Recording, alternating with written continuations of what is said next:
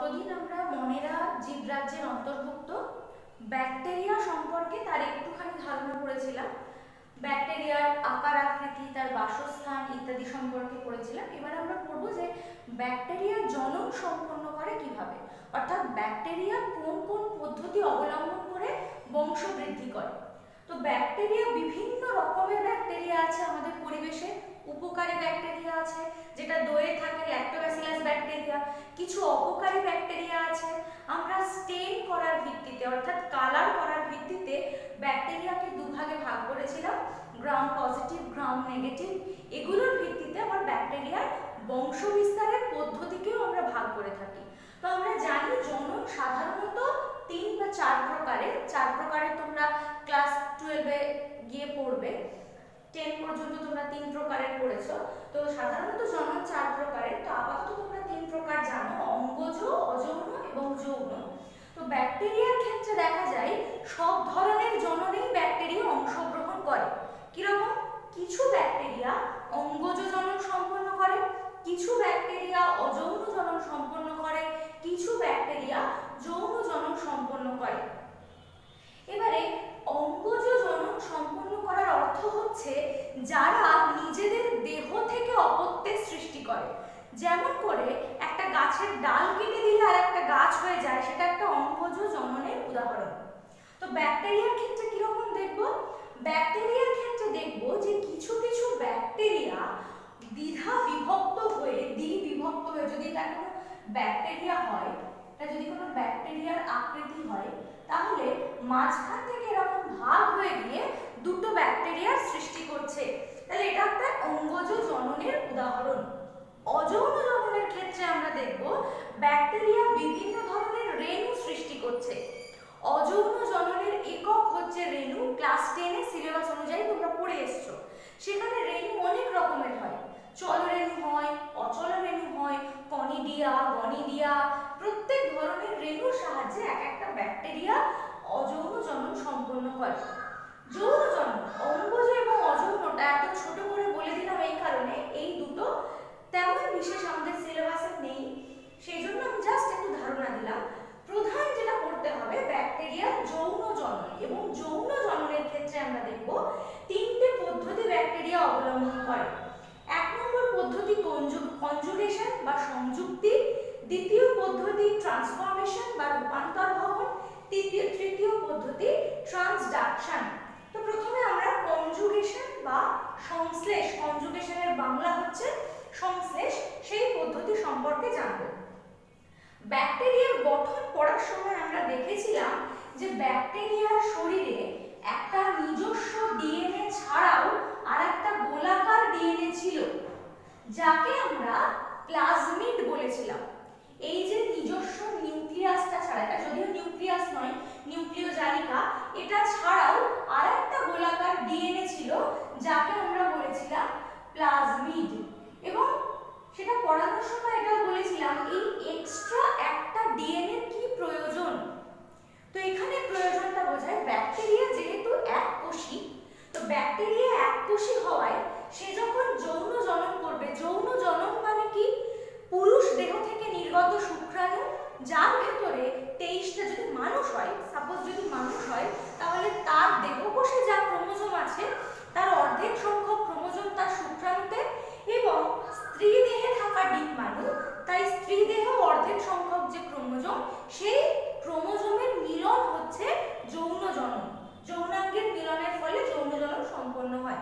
কিন্তু বিষয় হচ্ছে ব্যাকটেরিয়া তো এককোষী, তার কোনো অঙ্গ প্রত্যঙ্গ নেই, হাত পা চোখ মুখ নাক নেই, তাহলে তার জনন অঙ্গ এবার থাকবে কি করে? আমরা আশা করতে পারি না যে ব্যাকটেরিয়ার একটা জনন অঙ্গ থাকবে। তো এই ব্যাকটেরিয়ার কি থাকে? এক্সট্রা একটা ডিএনএ, যাকে আমরা প্লাজমিড বলি। কেন থাকে? থাকার কারণ হচ্ছে ব্যাকটেরিয়া যখন আরেকটা ব্যাকটেরিয়ার সঙ্গে জনন সম্পন্ন করে, তখন যৌন জনন মানে ক্রোমোজোমের আদান প্রদান বা ক্রোমোজোমের মিলন। তো সেক্ষেত্রে ব্যাকটেরিয়া যদি নিজের এই ক্রোমোজোমটা আরেকটা ব্যাকটেরিয়াকে দিয়ে দেয়, তাহলে তো নিজের বলে কিছুই থাকবে না। তাহলে যে দিল সে তো মারা যাবে, তার কোনো ক্রোমোজোমই থাকবে না। সেই জন্য আরেকটা এক্সট্রা ডিএনএ দেখতে পাওয়া যায়, যেটা মূলত জননে অংশগ্রহণ করে। সেই জননে অংশগ্রহণ করার সময় এই ডিএনএটা একটা ব্যাকটেরিয়া থেকে আরেকটা ব্যাকটেরিয়ায় স্থানান্তরিত হয়, অথবা এই ব্যাকটেরিয়ার যে ডিএনএ সেখান থেকে প্রতিলিপিকরণ তৈরি হয়। প্রতিলিপিকরণ কথার অর্থ হচ্ছে একই জিনিস হুবহু তৈরি করা, মানে একটা জেরক্স মেশিনে যেমন একটা লেখা দিয়ে আমি হুবহু আর একটা নকল কপি পেয়ে যাই, ঠিক তেমনি এখানে প্লাজমিডটা ডিএনএটা নিজেকে আরেকটা হুবহু তৈরি করতে পারে এবং সেই হুবহু যে জেরক্স কপিটা সে আরেকটা ব্যাকটেরিয়াকে দিয়ে দেয়। তো এটাই হচ্ছে কনজুগেশন। তো কনজুগেশনটা যদি সংজ্ঞা আকারে পড়ি তাহলে বলবো দুটো বিপরীত যৌনতা সম্পন্ন ব্যাকটেরিয়া। বিপরীত যৌনতা সম্পন্ন কথার অর্থ ব্যাকটেরিয়ার তো কোনো জননাঙ্গ নেই, তাহলে কোনটা পুরুষ ব্যাকটেরিয়া কোনটা স্ত্রী ব্যাকটেরিয়া বুঝবো কি করে, তাই তো? তো ব্যাকটেরিয়ার ক্ষেত্রে পুরুষ স্ত্রী বুঝতে পারবো না, এটা ঠিক কথা, কিন্তু একটা পার্থক্য আমরা খেয়াল করলে দেখতে পাবো। সেটা কি? দেখতে পাওয়া যায় কোনো কোনো ব্যাকটেরিয়ায় এক্সট্রা এই যে ডিএনএ, গোলাকার ডিএনএ সেটা আছে, কোনো কোনো ব্যাকটেরিয়ায় নাও থাকতে পারে। সেক্ষেত্রে যার আছে তাকে আমরা F+, যেহেতু যে প্লাজমিড জননে অংশগ্রহণ করে সেই প্লাজমিডকে আমরা বলি যে যৌন প্লাজমিড বা F প্লাজমিডের ক্ষেত্রে যারা যৌন জননে অংশগ্রহণ করে। এবারে যে ব্যাকটেরিয়ার শরীরে এই প্লাজমিডটা থাকবে সেই প্লাজমিডকে আমরা বলবো F+ প্লাজমিড, আর যে প্লাজমিডকে আমরা বলবো যে ব্যাকটেরিয়ার প্লাজমিড নেই তাকে বলবো F- ব্যাকটেরিয়া। আরেকবার বলি, ব্যাকটেরিয়ার ক্ষেত্রে পুরুষ বা স্ত্রীলিঙ্গ বোঝার কোনো উপায় নেই, কিন্তু যখন আমি উল্লেখ করব বিপরীত যৌনতা সম্পন্ন তখন তোমাদের মাথায় প্রথম আসবে যে দুটো ব্যাকটেরিয়া যে বিপরীত যৌনতা সম্পন্ন সেটা বুঝবো কেমন করে? তার তো কোনো নির্দিষ্ট জননাঙ্গ নেই। তাহলে বোঝার একটাই উপায়, যে ব্যাকটেরিয়ায় এক্সট্রা একটা প্লাজমিড থাকবে তাকে বলবো F+ ব্যাকটেরিয়া। মনে মনে ধরে নেব তাকে পুরুষ, যদিও পুরুষ স্ত্রী বোঝা যায় না, তবে যার প্লাজমিড থাকবে তাকে ধরে নেব F+ বা মনে মনে ধরে নেব পুরুষ। আরেকটা ব্যাকটেরিয়া যার প্লাজমিড নেই, শুধুমাত্র নিউক্লিয়য়েড বা জেনোফোরটা আছে, তাদেরকে বলবো F- ব্যাকটেরিয়া। তাহলে আমি এখানে দু রকমের ব্যাকটেরিয়া নিই, একটা F+, একটা F-। এর কিন্তু কোনো প্লাজমিড নেই, প্রথমটার প্লাজমিড আছে। এবার কনজুগেশনের ক্ষেত্রে আরো একটা অঙ্গ বিশেষভাবে কাজ করে, সেটা হচ্ছে পিলি, যেটা পিলিন প্রোটিন দিয়ে তৈরি। ফ্লাজেলা ছাড়াও ব্যাকটেরিয়ার শরীরে সরু সরু সুতোর মতো কিছু অঙ্গ দেখতে পাওয়া যায়, উপবৃদ্ধি দেখতে পাওয়া যায়, যাদেরকে আমরা পিলি বলে ফেলছিলাম। এই পিলি আবার দু রকমের ছিল, একটা যৌন পিলি, অর্থাৎ যে পিলি যৌন জননে সাহায্য করে। তো পিলি কি করে? ধরে নেওয়া যাক এখান থেকে পিলিটা নির্গত হয়েছে, তাহলে এই পিলিটা দুটো ব্যাকটেরিয়ার মধ্যে একটা যোগসূত্র তৈরি করে। দুটো পিলি দুটো ব্যাকটেরিয়ার মধ্যে একটা রাস্তা তৈরি করলো। কোথায় ছিলাম আমরা? তাহলে ব্যাকটেরিয়ার কনজুগেশন করছি। তাহলে আমরা এখানে দুটো ব্যাকটেরিয়া নিয়েছি, একটা F+ অর্থাৎ যার প্লাজমিড আছে, যার প্লাজমিড নেই তাকে আমরা বলবো F- ব্যাকটেরিয়া। এবার F+ এবং F- ব্যাকটেরিয়ার মধ্যে যৌন জনন সম্পন্ন হবে কোন পদ্ধতিতে? কনজুগেশন পদ্ধতিতে যৌন জনন সম্পন্ন হবে। এবারে আমরা দেখব যে কিভাবে যৌন জননটা সম্পন্ন হচ্ছে, জননাঙ্গ ছাড়া কিভাবে যৌন জনন হয়। তাহলে এবার আমরা খেয়াল করব যে দেখো এখানকার যে সেক্স পিলি বা যৌন পিলি দুটো ব্যাকটেরিয়ার মধ্যে একটা রাস্তা তৈরি করে দিয়েছে, একটা নলের মতো অংশ তৈরি করে দিয়েছে, যে নলটাকে আমরা বলবো কনজুগেশন টিউব বা বাংলায় বললে সংশ্লেষ নালী। তাহলে এটাকে আমরা বলবো কনজুগেশন টিউব।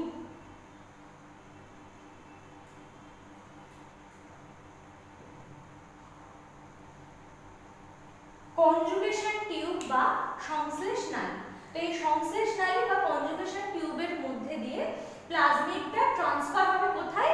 F+ থেকে F- এ। এবার প্রশ্ন হচ্ছে যদি F+ নিজের প্লাজমিড F- কে দিয়ে দেয় তাহলে তো F+ নিজে F- হয়ে যাবে, তাই না? সেটা তো হওয়া সম্ভব নয়। তাহলে কি হয়?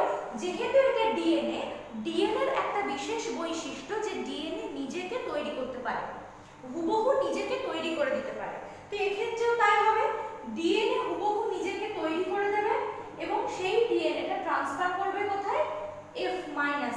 সেক্ষেত্রে F মাইনাস এবার কি হয়ে যাবে, F প্লাস হয়ে যাবে। তাহলে বিপরীত যৌনতা সম্পন্ন দুটো ব্যাকটেরিয়া তাদের যৌন পিলির সাহায্যে কনজুগেশন টিউব তৈরি করে মিলিত হলো এবং F প্লাস ব্যাকটেরিয়া তার শরীর থেকে ডিএনএ এর প্রতিলিপিকরণ তৈরি করে সেই প্রতিলিপি করা ডিএনএটা F মাইনাস কে দিয়ে দিল, ফলে F মাইনাস F প্লাস ব্যাকটেরিয়াতে পরিণত হলো, তাই তো? এটাই হচ্ছে কনজুগেশন। এবার এর আরেক রকমের ধরন হয়। কি রকমের ধরন? সেটা হচ্ছে এই F প্লাসের যে প্লাজমিড অর্থাৎ এক্সট্রা যে গোলাকার ডিএনএ, সে ভাবলো যে আমি পুরোটাকে দেব না, খানিকটা অংশ দেব। সেক্ষেত্রে আরেক রকমের ঘটনা ঘটে, আমরা দেখব।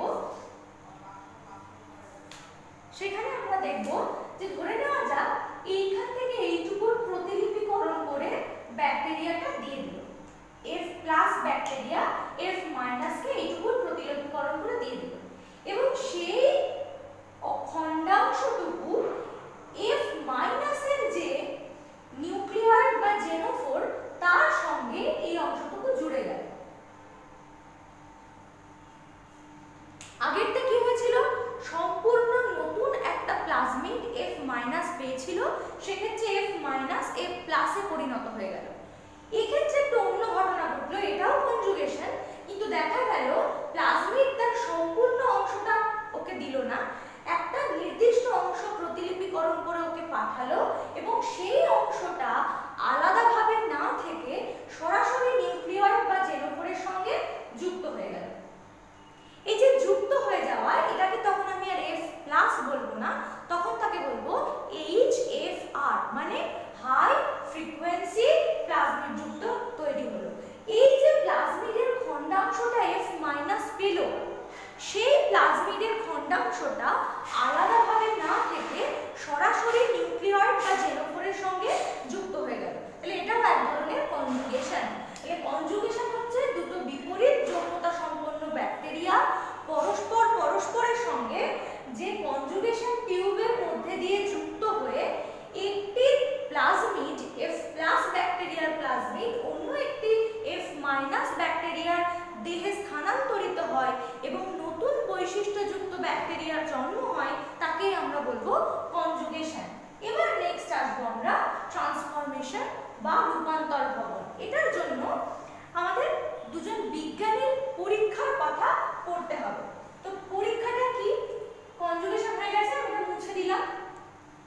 পরীক্ষা গ্রিফিথ নামক একজন বিজ্ঞানী নিউমোনিয়া বলে চলতি কথায় যে রোগটার কথা আমরা জেনে থাকি, সর্দি কাশি জ্বর হয়, বুকে প্রচন্ড কফ জমে যায়, তো সেই নিউমোনিয়া রোগের ব্যাকটেরিয়া নিয়েছিলেন।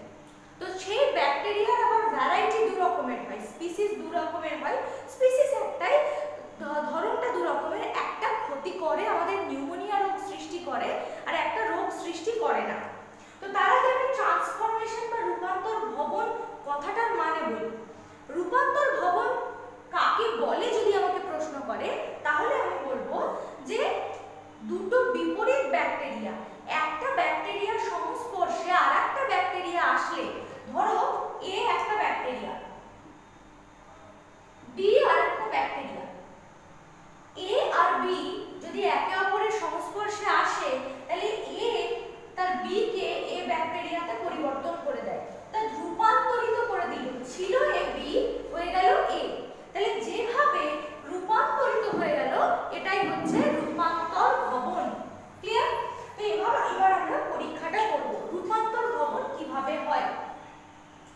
বিজ্ঞানী গ্রিফিথ ডিপ্লোকক্কাস নিউমোনি, এটা জীবাণুর নাম, ডিপ্লোকক্কাস নিউমোনি বলে নিউমোনিয়া রোগের ভাইরাস ব্যাকটেরিয়া নিয়েছিলেন এবং সেই ব্যাকটেরিয়াটা দুটো ধরন ছিল। একটা ছিল টাইপ 2, যেটা নন ভিরুলেন্ট মানে যেটা ক্ষতি করে না, যার বাইরের পর্দাটা, অর্থাৎ প্রথম যেদিন আমি পড়াই ব্যাকটেরিয়াকে, আমি বলেছিলাম যে ব্যাকটেরিয়ার বাইরে একটা আস্তরণ থাকে যাকে বলা হয় গ্লাইকোক্যালিক্স। সেই গ্লাইকোক্যালিক্স যদি পিচ্ছিল হয় তাকে আমরা বলবো স্লাইম লেয়ার। মূলত যে ব্যাকটেরিয়া ক্ষতি করে না তাদের এই স্লাইম লেয়ারের উপস্থিতি দেখতে পাওয়া যায়। আর যে সমস্ত ব্যাকটেরিয়া ক্ষতি করে তাদের নিজের প্রতিরক্ষার জন্য ক্যাপসুল থাকে, সেটা একটুখানি খড়খড়ে হয়, মানে মসৃণ নয়। তো এখানে আমরা দুটো টাইপের জীবাণু নিয়েছি। কার জীবাণু? নিউমোনিয়া রোগের জীবাণু। আমরা নিউমোনিয়া রোগ, সবাই রোগটা সম্পর্কে শুনেছি বা জানি। নিউমোনিয়া রোগের ব্যাকটেরিয়া নিয়েছি। তার দুটো ধরন, একটা টাইপ 2 যেটা ক্ষতি করে না, যেটাকে বলা হয় টাইপ 2R, আর একটা হচ্ছে টাইপ 3S। টাইপ 3 বা type 3S। Rough, R for rough R S for smooth. এদের ক্ষেত্রে কিন্তু আমরা দেখব যে ক্যাপসুলের লেয়ারটা আছে এবং এরা ক্ষতি করে আমাদের, আর এরা ক্ষতি করে না, এদের স্লাইম লেয়ারটা আছে। এবারে আমরা টাইপ 2R এবং টাইপ 3S, এটাকে বলা হয় নন ভিরুলেন্ট। নন ভিরুলেন্ট মানে যেটা ক্ষতি করে না। ভিরুলেন্ট, নন ভিরুলেন্ট এই কথাটা বর্তমানে আমাদের যে সমস্যায় আমরা এখন চলছি করোনা ভাইরাসের ক্ষেত্রে, সেখানেও ব্যবহার হচ্ছে যে করোনা ভাইরাস ভিরুলেন্ট একটা ভাইরাস, অর্থাৎ আমাদের ক্ষতি করে। তাহলে টাইপ 3S ও কিন্তু আমাদের ক্ষতি করে, তাহলে এটা ভিরুলেন্ট, এটা নন ভিরুলেন্ট। এবার গ্রিফিথ কি করেছিলেন? গ্রিফিথ এই টাইপ 2R এর জীবাণুকে ইনজেকশনের মাধ্যমে নিয়ে একটা ইঁদুরের শরীরে ঢুকিয়ে দিয়েছিলেন, কারণ সমস্ত এক্সপেরিমেন্ট ইঁদুর, গিনিপিগ এগুলোর উপরই করা হয়। তো ইঁদুরের উপর দিয়েছিলেন এবং এটাতেও এই ক্ষতিকর জীবাণুটাও ইঁদুরের উপর দিয়েছিলেন। স্বাভাবিকভাবে যেহেতু এটা ক্ষতিকারক নয়, রেজাল্ট কি পেলেন? ইঁদুর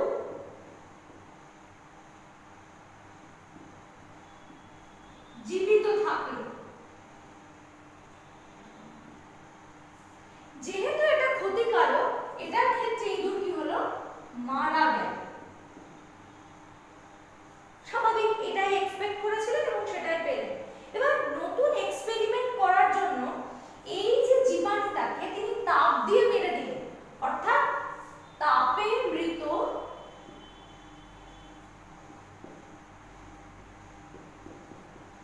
টাইপ 3S।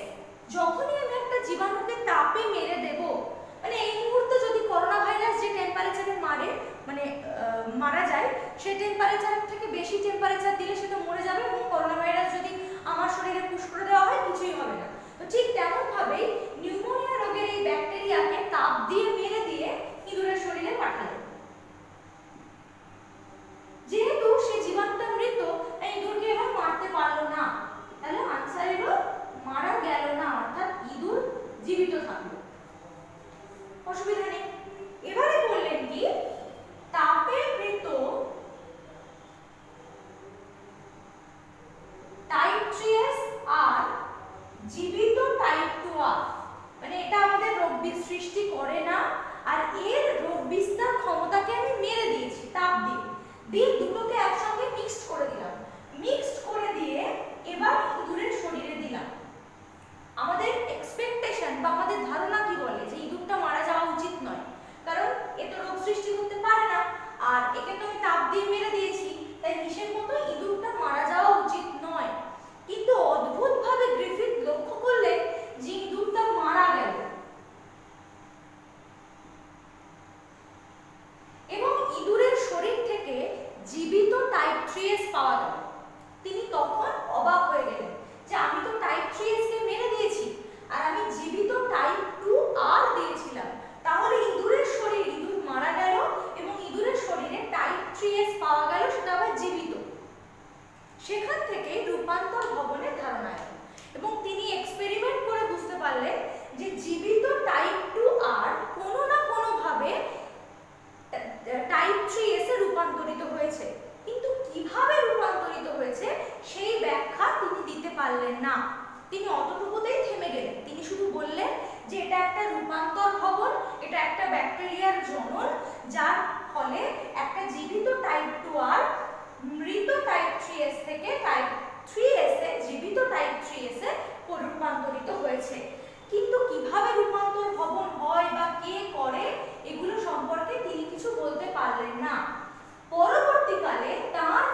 ছাত্র অ্যাভেরি, ম্যাককার্টি, ম্যাকলিওড তারা এটা নিয়ে আবার গবেষণা শুরু করলেন যে রূপান্তর ভবন হচ্ছে এটুকু বুঝতে পারছি, কিন্তু কে রূপান্তর ভবন করছে বা কিভাবে বিষয়টা হচ্ছে সেটা যাচাই করার জন্য তারা নতুন করে আবার এটা পরীক্ষা নিরীক্ষা শুরু করলেন। তারা কি করলেন, একটা পেট্রি ডিশে, একটা পাত্রে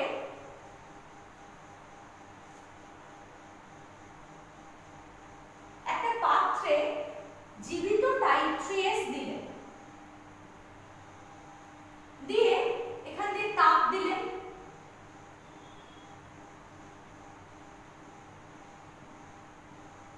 তাহলে কি হবে, এটা তাপে মৃত মারা গেল।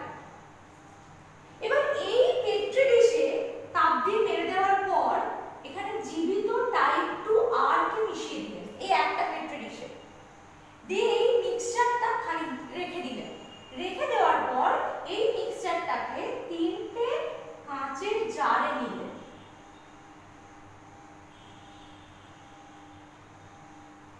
তিনটে কাঁচের জারে এই মিশ্রণটাকে নিলেন। কোন মিশ্রণটা, তাপে মৃত টাইপ 3s আর টাইপ 2r। এবং এখানে রিসার্চ করতে গিয়ে জানতে পারলেন যে এর ভেতরে জীবিত টাইপ 3s পাওয়া যাচ্ছে।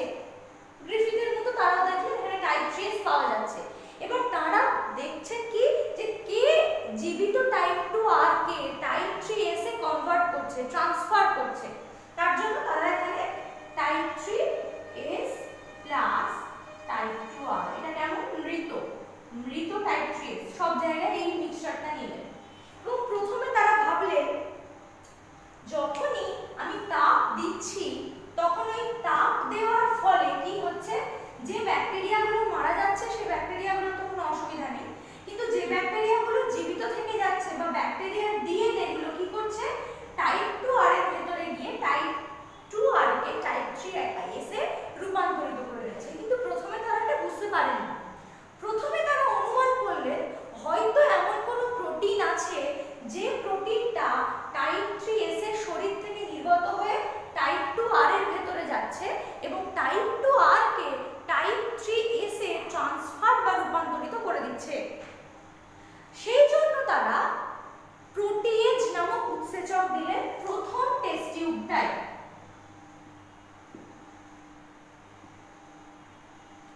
ব্যাপারটা কিরকম, আমি অনুমান করছি আমার বাড়িতে চুরি হয়েছে, আমি অনুমান করছি আমার বাড়িতে চুরিটা এ নামে কোনো একটা ব্যক্তি করেছে, কিন্তু আমি কনফার্ম হতে পারছি না, মানে ওকে সরাসরি বলতে পারছি না যে তুই চুরিটা করেছিস।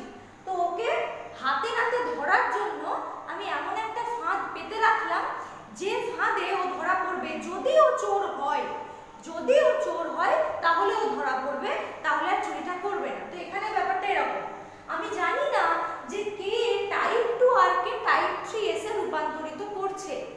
বিজ্ঞানীদের অনুমান কোনো প্রোটিন যেটা টাইপ 3s থেকে নির্গত হচ্ছে সেটা টাইপ 2r কে রূপান্তরিত করছে, কিন্তু তারা শিওর নয়।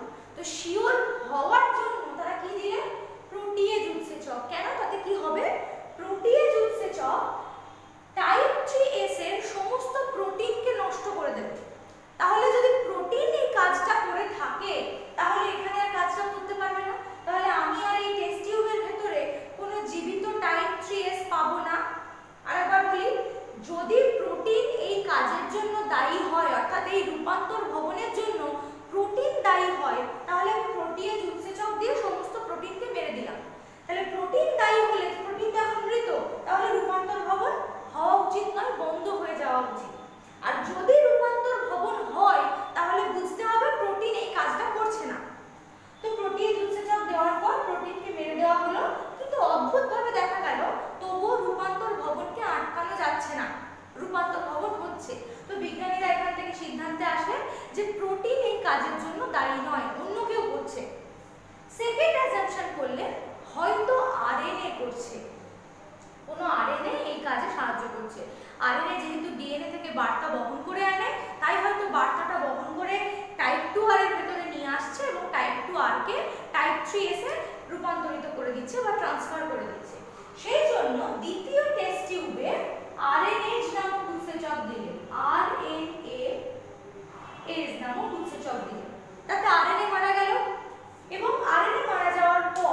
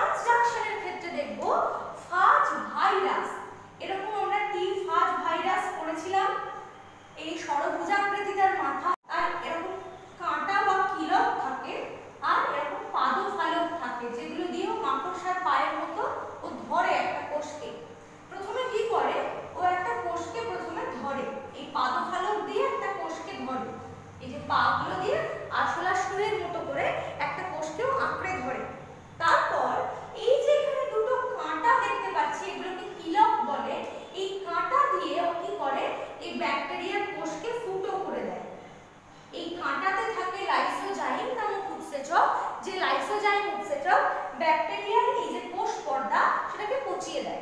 তাহলে এখানে একটা গর্ত তৈরি হয়ে গেল। এবার ভাইরাসটা কি করবে? ভাইরাসটা নিজের ব্যাকটেরিয়ার নিজস্ব ডিএনএ আছে।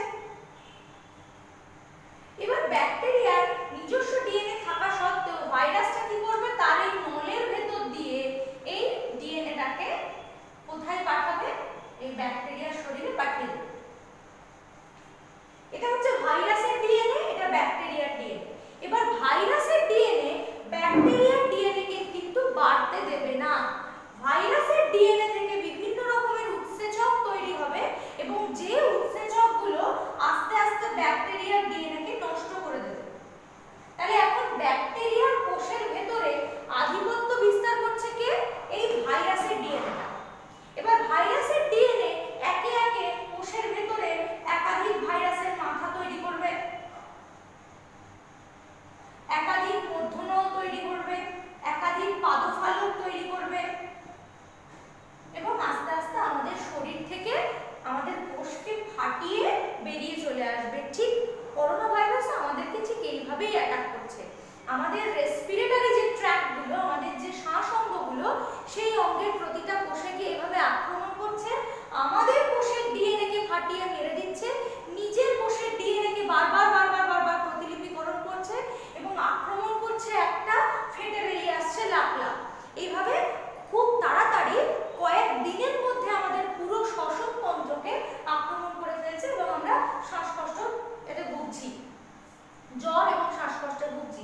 সেই সঙ্গে বলে রাখি, জ্বর কোনো রোগ নয়, জ্বর কোনো রোগ নয়, যদিও এটা সিলেবাস বহির্ভূত কথা হয়ে যাচ্ছে, এই সব ইয়েতে নয়, তবু বর্তমান দিনে জানার জন্য জ্বর কোনো রোগ নয়। জ্বর হচ্ছে রোগের সিম্পটম, লক্ষণ। আমার শরীর আমাকে সিগন্যাল দিচ্ছে যে তোমার শরীরের ভেতরে এমন কিছু ঢুকেছে যেটা তোমার জন্য ভালো নয়, সেই সিম্পটমটাই হচ্ছে জ্বর। জ্বর কোনো ডিজিজ নয়, কোনো কিছুতেই জ্বর হলে সেটা ডিজিজ নয়, এটা জাস্ট রোগের সিম্পটম। তো যাই হোক, তো ব্যাকটেরিয়ার ক্ষেত্রে ভাইরাস কি হলো? ভাইরাস খালি পাদফালক দিয়ে ভাবে আক্রমণ করলো, আক্রমণ করার পর টান গহ্বর দিয়ে নিজের ডিএনএটাকে ব্যাকটেরিয়ার কোষে ঢুকিয়ে দিল। ব্যাকটেরিয়ার ডিএনএ কে মেরে দিয়ে নিজে বংশ বিস্তার করে ব্যাকটেরিয়ার কোষকে ফাটিয়ে আবার নিজে তৈরি হয়ে যাবে এবং ফেটে বেরিয়ে যাবে। আবার এখান থেকে যখন আমরা সাইকেলের দোকানে সাইকেল কিনতে যাই, সব পার্টগুলো খোলা খোলা থাকে। সাইকেলের দোকানদার সিট লাগিয়ে দেয়, হ্যান্ডেল লাগিয়ে দেয়, বেল লাগিয়ে দেয়, টায়ার টিউব লাগিয়ে দেয়, তারপর আমরা সাইকেলটাকে বাড়ি নিয়ে আসতে পারি। ঠিক তেমনি এখানে সাইকেলের পার্টসগুলো সব খোলা খোলা আছে। এবার যখন কোষ থেকে বেরোবে, সব পার্টগুলো জোড়া লাগবে, জোড়া লেগে আবার নতুন নতুন ভাইরাস তৈরি হবে এবং ফেটে বেরিয়ে যাবে। তাহলে এই যে পদ্ধতি, এটাকেই আমরা বলবো ট্রান্সডাকশন। তাহলে ব্যাকটেরিয়ার যৌন জনন তিন রকমের: কনজুগেশন, ট্রান্সফরমেশন